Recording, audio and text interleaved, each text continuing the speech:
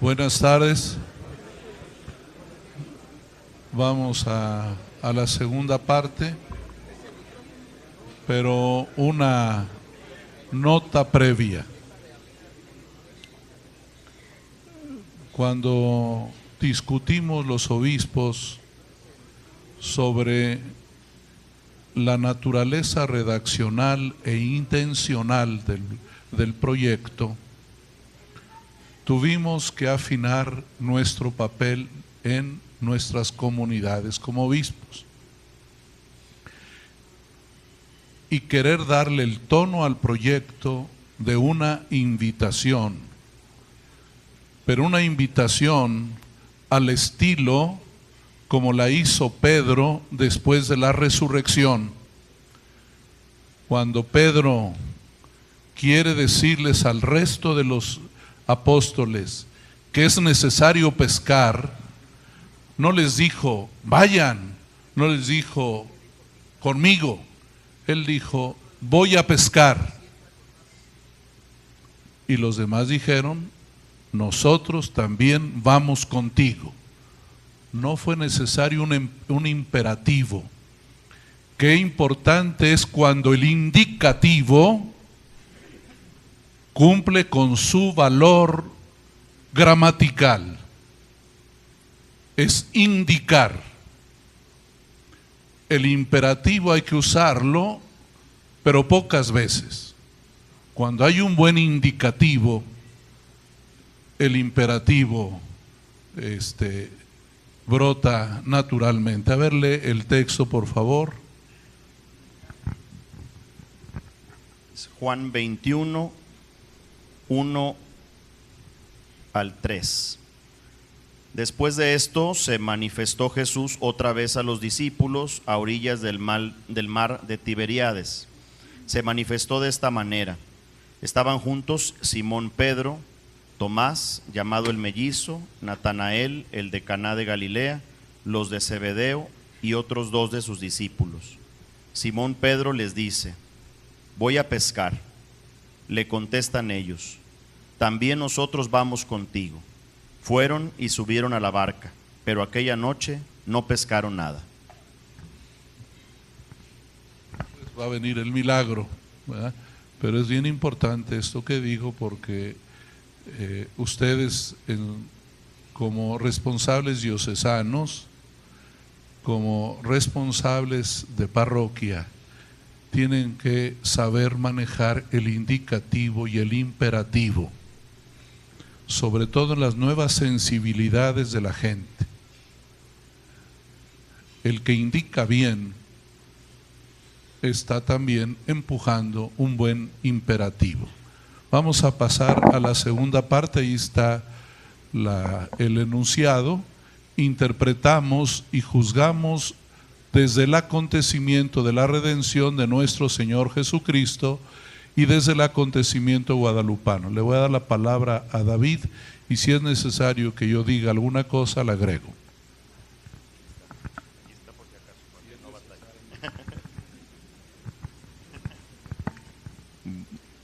Como el bateador emergente, voy a ver si saco la pelota del cuadro, al menos para que se envase a alguien, ¿verdad?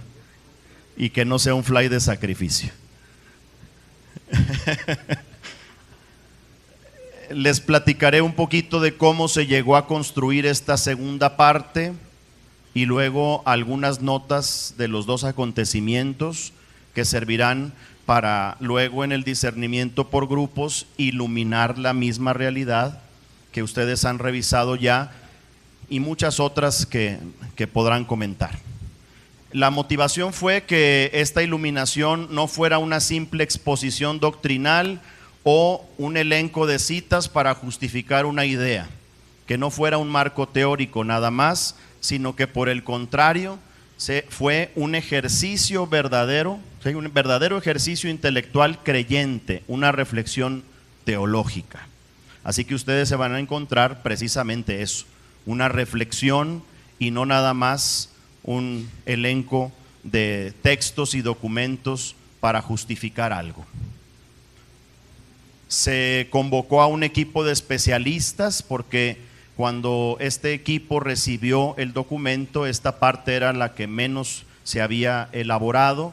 Ahí están los nombres de los teólogos especialistas, seguramente algunos los conocen, y entre ellos y con los obispos del equipo se fueron intercambiando las distintas versiones para darle unidad y cohesión, y que no pareciera que había solamente una o dos plumas, o como cuando uno va leyendo y distingue, esto tiene un tono y manera y este otro, esto está hecho por un teólogo de este tipo y esta por otro. Y entonces ese intercambio pues fue dando la riqueza de esta segunda parte. Ojalá que al leerlo puedan descubrir precisamente eso. En un tercer momento, lo que se buscaba era responder al núcleo problemático, a esta visión antropológica que ya nos decía don Rogelio, a esta realidad que se describe en la primera parte. Y voy a citar el número 87 y 88 y algunos otros números que ustedes podrán revisar en el folleto que ya tienen.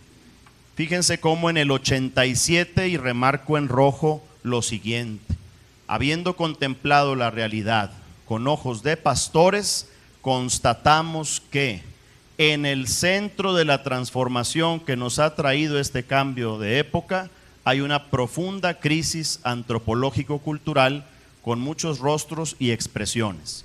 Este número es un enlace entre la primera parte y la segunda, y ante esta profunda crisis, con más fuerza y convicción creyente que nunca, dicen los obispos, queremos ahora afirmar con corazón y mente de pastores que para nosotros el misterio del hombre solo se esclarece en el misterio del Verbo encarnado. Palabras que luego también están citadas en Gaudium et Spes 22. De esta manera, ante esta crisis del hombre, de las personas que estamos viviendo, se presenta el modelo Jesucristo de desarrollo y de plenitud, modelo de humanidad. Y entonces en el 88 dirá: por eso no valoramos la realidad desde una forma de pensar propia o asumida, desde una ética o de algún proyecto social, sino más bien el criterio que ilumina y fundamenta nuestro juicio, dicen los obispos, es la persona y la vida de Jesucristo, el proyecto del Padre que Él nos ha revelado y que el Espíritu Santo nos ayuda a comprender. Entonces, en este ejercicio de reflexión, ellos se pusieron a reflexionar respecto de Jesús, su persona, como modelo para proponer y tratar de iluminar esta crisis profunda que se vive y que todos padecemos, pero que también somos responsables para poder responder. En otro momento, en otro número, vemos por ejemplo la estructura. La estructura de la segunda parte tiene estas 5 secciones que ya habíamos repasado hace un momento cuando veíamos la estructura en general. Vayamos a entrar en materia y a profundizar un poco en esta parte. Lo primero es que el PGP es un proyecto de personas: Jesucristo, María de Guadalupe y los mexicanos. Es un proyecto que suscita el encuentro, que lo facilita, que lo promueve. No puede ser entonces un documento nada más así, que se quede ahí, sino surgen estos encuentros como los que estamos teniendo en este día. Dicho esto, como es un proyecto de personas, en un primer momento se esclarece este primer misterio central, la redención. Jesucristo no solo revela quién es Dios, sino también en su predicación nos revela quiénes somos nosotros y a qué estamos llamados. Su predicación, sus hechos, sus palabras nos revelan cuál es nuestra verdadera naturaleza. Somos hijos en el Hijo y también estamos llamados a vivir en plenitud como Él también vive en plenitud. Es el hombre perfecto, es el camino, la verdad, la vida que tenemos que proclamar para ser también nosotros personas auténticas, hombres y mujeres felices y plenos. De esa manera podemos ver cómo se empieza a responder a la realidad desde esta perspectiva, presentando a Jesús. Si tienen en sus manos el PGP, podrán identificar el número 90 y el número 92, que dice: quienes ejercemos el ministerio de la conducción, acompañando como obispos a esta porción del pueblo de Dios que peregrina en tierras mexicanas, y miren la expresión, confesamos a Jesucristo como nuestro Redentor. Y aquí podemos descubrir cómo los obispos primerean en esta línea del texto que nos recordaba Monseñor Rogelio. Si ellos confiesan a Jesucristo como Redentor, evidentemente que nos están llamando también a todos los demás a decir: nosotros también con ustedes, nosotros también lo confesamos y lo reconocemos. Por eso los obispos plantean en el número 92 que han de partir de su propia experiencia de redimidos. De lo contrario, pues habría una separación entre fe y vida, y ya de eso pues todos estamos ya cansados, ¿sí? En la medida en que veamos estos testimonios, pues por supuesto que también nos comprometemos. Al tema de la redención se ofrece más adelante, en el número 101 y 102, un nuevo acercamiento. Cuando se empezó a construir esta segunda parte, se tomaron en cuenta también las interpretaciones y los acercamientos pues tradicionales del tema de la redención. No soy especialista, pero los conocemos todos y todas, de cómo se ha tratado a lo largo de la historia este tema. Por eso la pregunta a responder es: ¿qué es la redención? ¿Y cómo podemos hablar de ella a nuestros contemporáneos, pero de manera positiva y esperanzadora? De tal modo que este misterio de la redención, este acontecimiento Jesucristo, toque nuestra forma de evangelizar, de promover, de incluso hasta el propio querigma que estamos transmitiendo, y evidentemente nuestra pastoral. Así también en el 102 dicen: necesitamos reencontrarnos con el Dios de Jesucristo y volver a las fuentes, al evangelio mismo.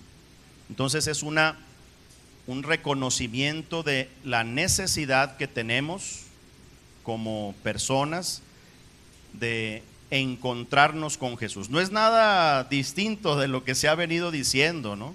¿Sí? Incluso desde Aparecida, ¿sí? Cuando se retoma todo este camino de encuentro con Jesucristo, y como también muchos de los documentos del episcopado mexicano traen este sello también del encuentro con Jesucristo a la solidaridad con todos.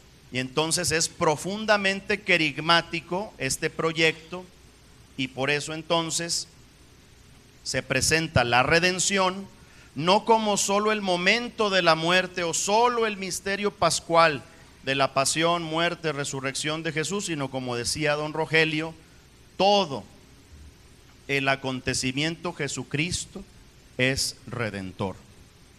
No se cumplen 2000 años solo de la resurrección, sino también de Pentecostés y de la ascensión.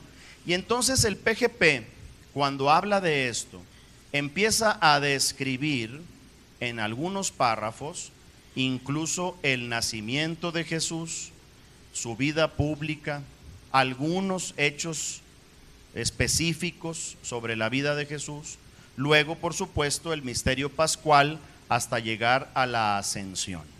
Así que no podemos pensar ahora, para iluminar nuestra realidad, en solo fijarnos en el momento concreto de la redención, sino como dice en el número 112, toda la vida de Jesús es redentora.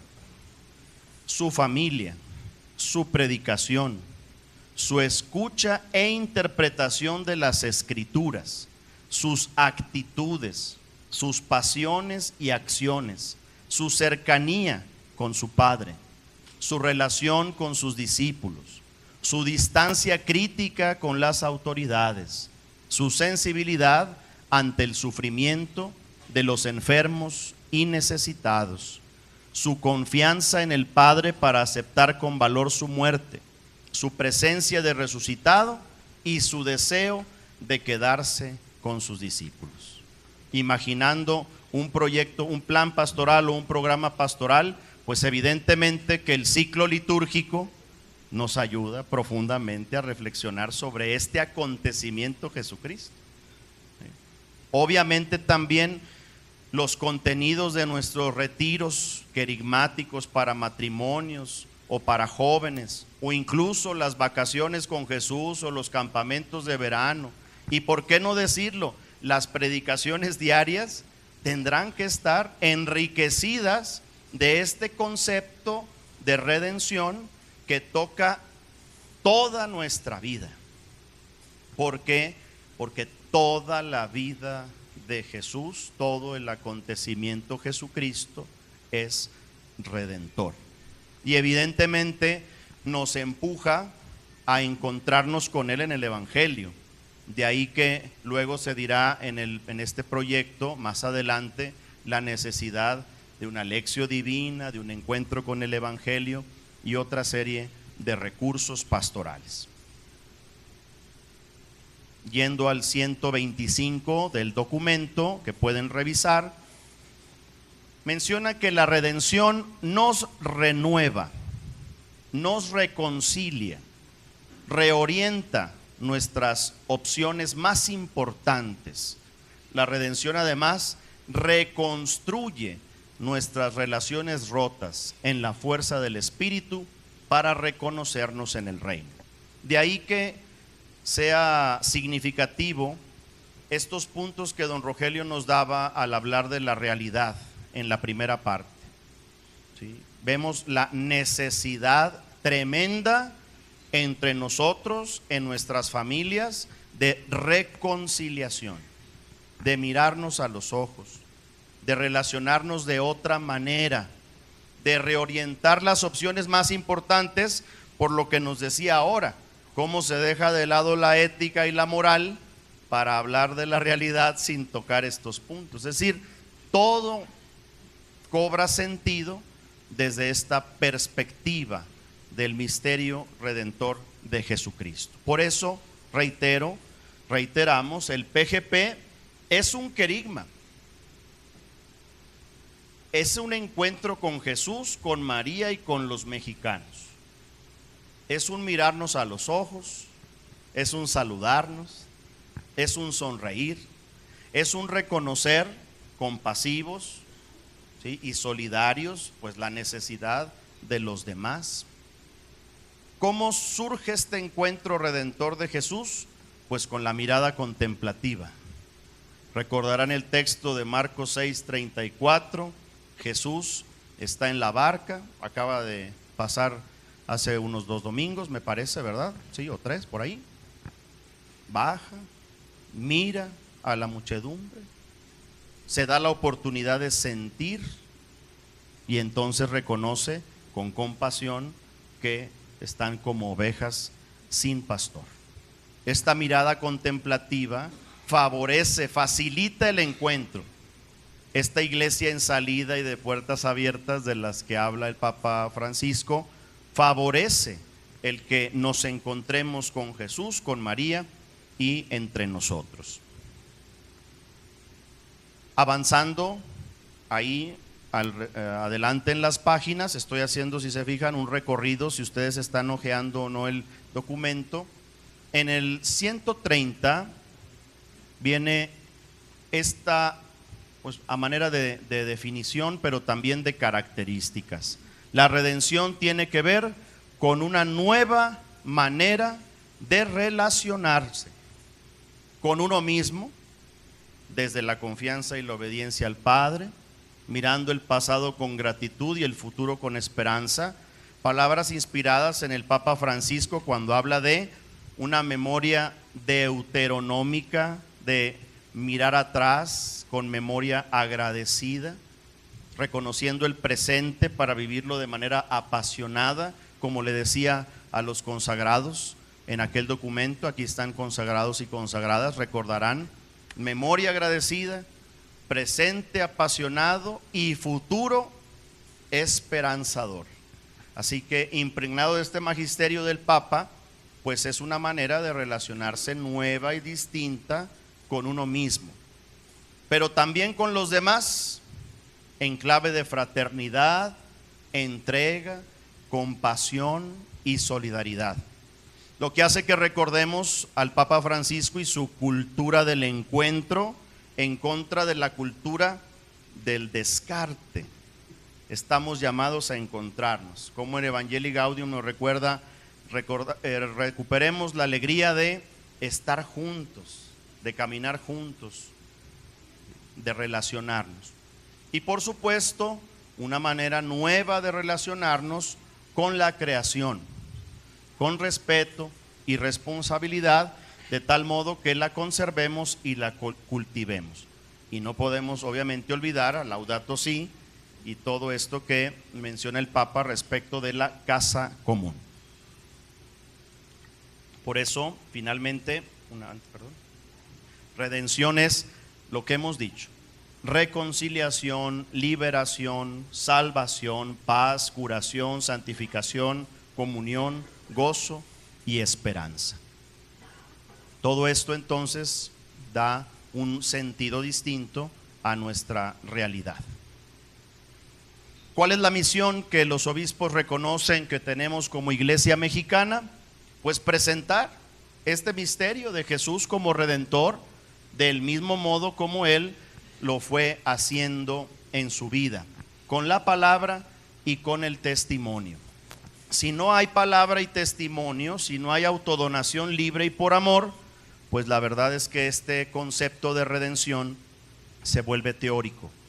Y como les decía hace un momento, si seguimos con la separación de fe y vida, si nuestras acciones no respaldan las palabras y predicaciones nuestras, si nuestros proyectos pastorales no están alineados a la forma en la que vivimos, pues entonces la redención no sería un concepto simplemente teórico que a nadie dice nada, dice ahí en el 137.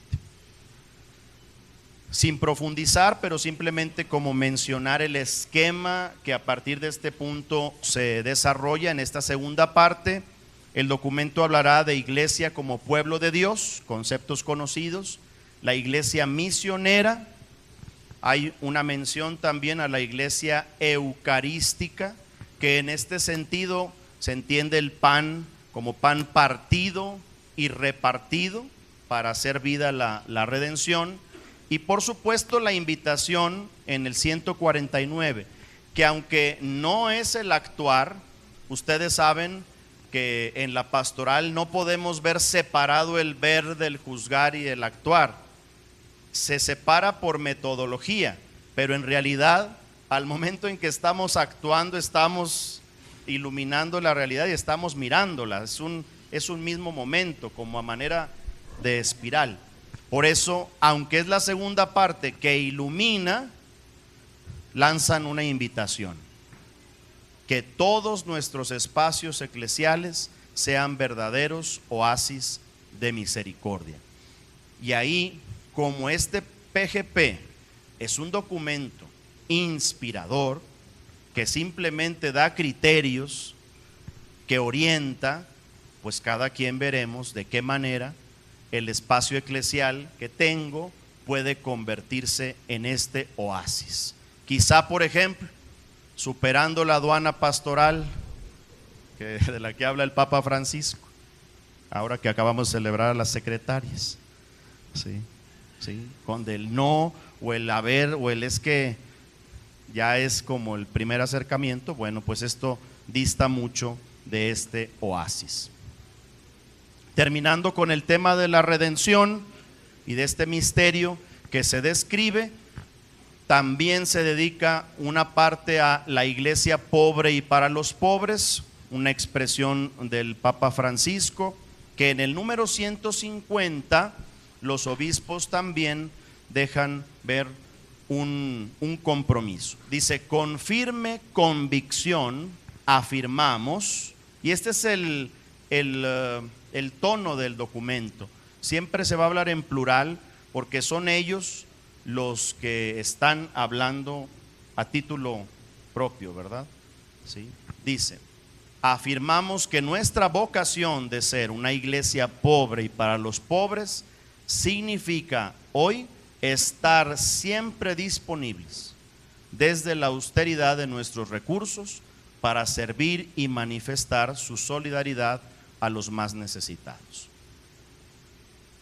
Desde nuestra realidad y nuestra experiencia, este primerear de los obispos, pues lo asumimos todos y todas. ¿Sí? Charla Red para nosotros también contigo, pues también nos corresponde y nos convoca.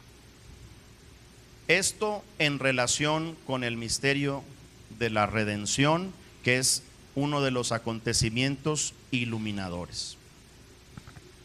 El segundo tiene que ver con el acontecimiento guadalupano. En esta parte se propone este acontecimiento guadalupano como un acontecimiento evangélico, porque hay quien habla del Nican Mopogua como el evangelio mexicano, ¿sí? Como yendo más allá de la discusión aparicionista o antiaparicionista. En el sentido genuino de la palabra, el acontecimiento Guadalupe para nosotros es la buena nueva del Dios por quien se vive. Es una buena nueva, ¿sí? Dice, la buena nueva del Dios por quien se vive, como la dignificación de lo que aparentemente no tenía valor. ¿Sí? El indígena que se siente hoja seca, escalerilla de tabla, cola, el que no vale, el que ha sido oprimido, hecho a un lado, descartado en términos contemporáneos, pues se presenta Guadalupe como un proyecto reconciliador de los pueblos, ¿sí? Del opresor y oprimido, hacedor de una comunidad cristiana donde las diferencias entre los hombres no tiene cabida. Esta experiencia del pueblo indígena que recibe el acontecimiento guadalupano evidentemente encuentra la luz en el momento en que Guadalupe busca conciliar y reconciliar. Y aquí entonces son dos palabras que recuerdan el misterio del que estábamos hablando hace un momento. Un misterio de la redención reconciliador y que busca el encuentro como el encuentro mismo que tenemos con Guadalupe. Vamos al número 152, donde ya hacia el final de esta segunda parte se presenta el Nican Mopogua. Dice así: mucho quiero, mucho deseo que aquí me levanten mi casita sagrada, en donde lo mostraré, lo ensalzaré al ponerlo de manifiesto. Lo daré a las gentes en todo mi amor personal, en mi mirada compasiva, en mi auxilio, en mi salvación. Y los comentaristas al respecto de este texto del Nican Mopogua dicen cómo la nación se inicia al levantarse el templo que convoca a dos pueblos, a dos circunstancias distintas, y que se vuelve para todos y todas casita sagrada. Y este término, la verdad es que es inspirador profundamente. ¿Qué habría de ser casita sagrada? Pues primero nuestra propia persona. En el momento en que recibimos de manera hospitalaria a quien viene con problemas o a quien está sufriendo, mi corazón en principio tendría que empezar por ser casita sagrada, pero luego también pues mi parroquia, mi grupo, mi comunidad religiosa, pero también la diócesis y por qué no la provincia, y entonces toda la nación recupera esta expresión de volverse casa para suscitar de nueva cuenta, parece repetitivo, pero así es, el encuentro, la relación, la nueva relación a partir de este misterio. Los obispos en el 154 dicen: queremos refrendar el compromiso de seguir construyendo esta casita sagrada, porque representa un elemento común de identidad de este pueblo, un signo de unidad, un espíritu de familiaridad. De alguna manera también en las reflexiones y en números anteriores y posteriores a este, se habla de cómo los señores obispos son herederos del obispo que recibe, ¿sí?, este encargo de María de Guadalupe a través de San Juan Diego en la tilma, ¿sí? Y entonces, continuadores de esa herencia, los obispos hoy refrendan este compromiso y nos invitan a todos también con ellos a construir o a favorecer o facilitar espacios que se conviertan en casita sagrada. Por eso la casita sagrada, dice, es un lugar donde nadie se siente extraño. ¿Cuántas veces entre nosotros a veces nos sentimos como que no cabemos? Incluso en nuestra misma comunidad nos sentimos extraños, ¿sí? Que no es aquí. Bueno, pues la casita sagrada viene a ser ese lugar donde nadie se siente extraño, un lugar de encuentro, convivencia, cercanía, un lugar donde se comparten las experiencias de la vida. Algo que sucede en nuestros grupos parroquiales, por ejemplo, o en nuestras predicaciones, es que el centro suele estar en el tema que se expone y poco en el compartir de experiencias del pequeño grupo que se junta. ¿Sí? Poco empezamos diciendo: ¿cómo te ha ido? ¿Cómo les fue? ¿Qué onda? ¿Les parece que esto lo hagamos oración y a partir de ahí platicamos del tema? No, más bien es el tema y ya después veremos si platicamos. Y esto es importantísimo. O sea, el punto de partida tendría que ser: oigan, estamos aquí reunidos, qué bueno que nos juntamos esta tarde, y a partir de ahí, hoy este evangelio o esta catequesis nos dice algo a la realidad que compartimos. Y luego ya comprometernos a seguir adelante. En el 155, para terminar esta exposición breve, ¿sí?, de la segunda parte, dicen los obispos que quieren ser continuadores de esta tarea, como ya hablábamos de esta herencia y legado que reciben de parte de Guadalupe. Casita familiar y al mismo tiempo sagrada. Y miren la maravilla de estas dos expresiones: casita familiar y al mismo tiempo sagrada, porque la proximidad se llena de la grandeza del Omnipotente.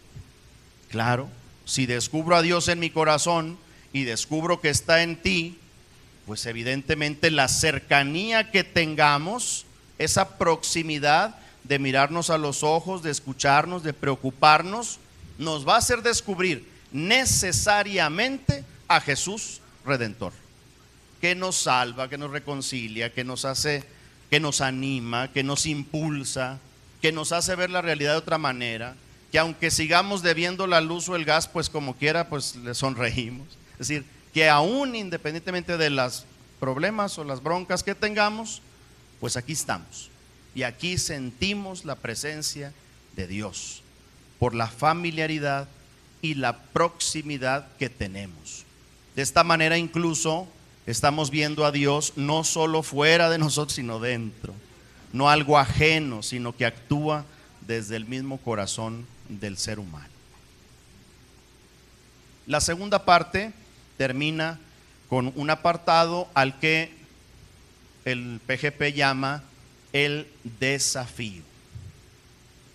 ¿En qué consiste este desafío que viene en el número 164?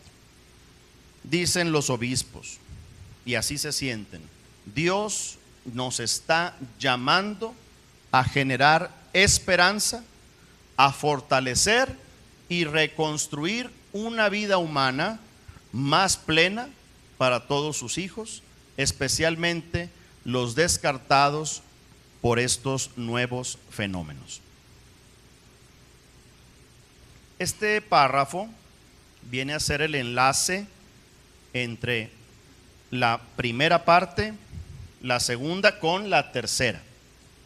El hecho de que esta segunda parte termine con el desafío hace que primera y segunda parte tengan unidad para entonces sí proyectar el actuar con opciones y compromisos pastorales. De lo contrario, tendríamos partes separadas que no dicen nada una de otra, y no es lo que quiere ser el documento. Quiere conservar esa unidad. Por eso entonces esta vida más plena, ¿sí?, especialmente a los descartados de los fenómenos que se mencionan en la primera parte, es una nueva vida, una vida que refleje en cada persona a Cristo, el hombre perfecto, y se manifieste en condiciones dignas para cada uno. Creemos que es aquí y ahora donde el buen Dios nos pide a todos, obispos, presbíteros, diáconos, consagradas, consagrados y fieles laicos, concretar nuestras respuestas, valorando nuestra dignidad común junto a otros hermanos que desde otras trincheras trabajan por este noble empeño. Descubramos todos la riqueza de este número 164.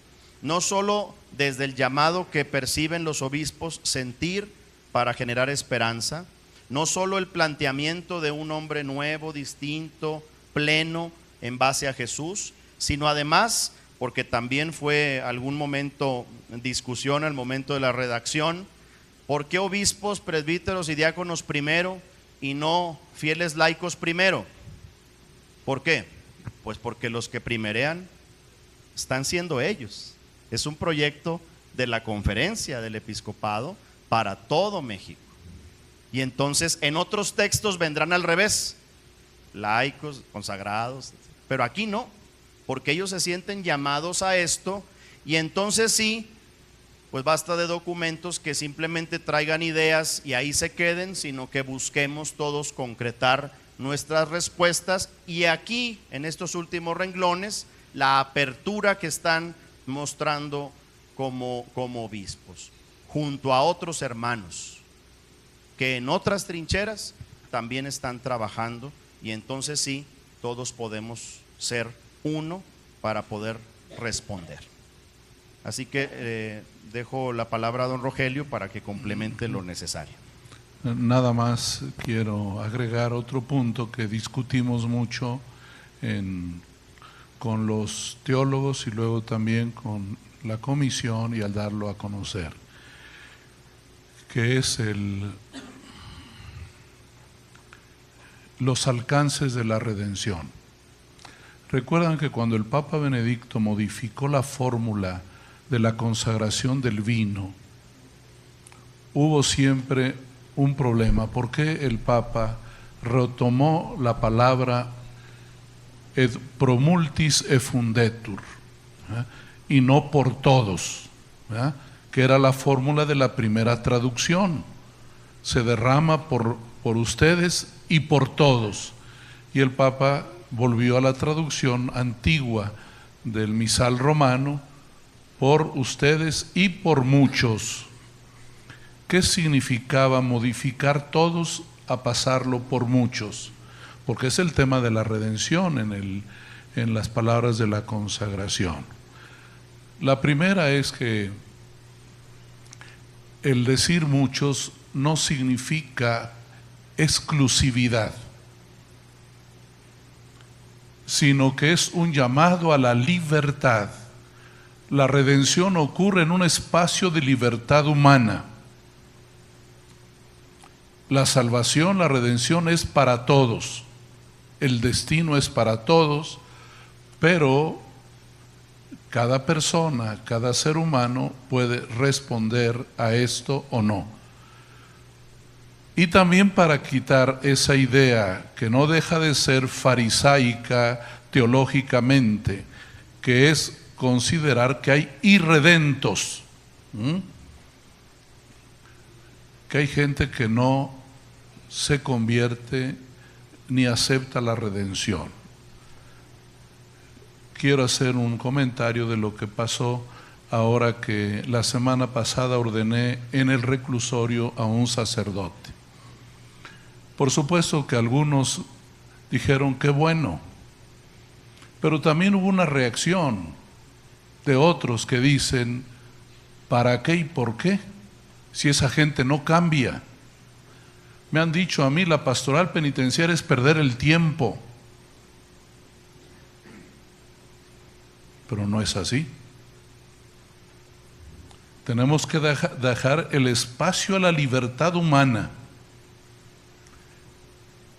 Decía don Giussiani, el Evangelio es una propuesta,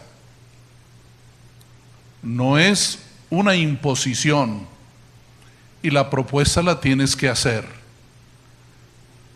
Por eso ni podemos declarar irredentos, ni tampoco decir, como dice el Papa, no es para todo, no es cada persona dirá sí o no a la llamada de Cristo, y esto no significa condenación tampoco, ¿eh?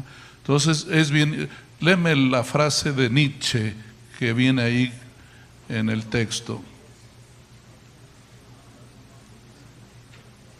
La tienes tú ahí a la mano, la palabra, muy al principio de la segunda sección.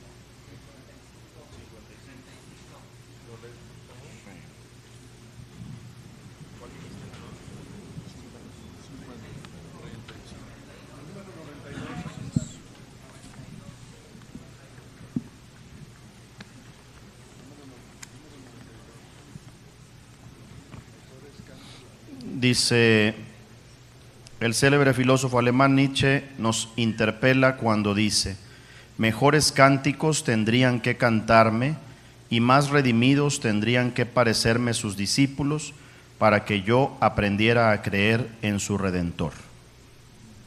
Estas palabras fueron muy cuestionadoras cuando estábamos tratando este asunto, ¿verdad? Muéstrense redimidos para que yo crea en su Redentor, ¿verdad? Entonces, esta parte, ahorita vamos a ir a platicar sobre ella. Yo les pido, les sugiero que en una sentada la lean de corrido para mantener la unidad de esta propuesta. Se discutió mucho los reclamos de la posición tomista que no se deja a un lado, pero tomamos lo que la comisión teológica internacional dijo sobre la redención.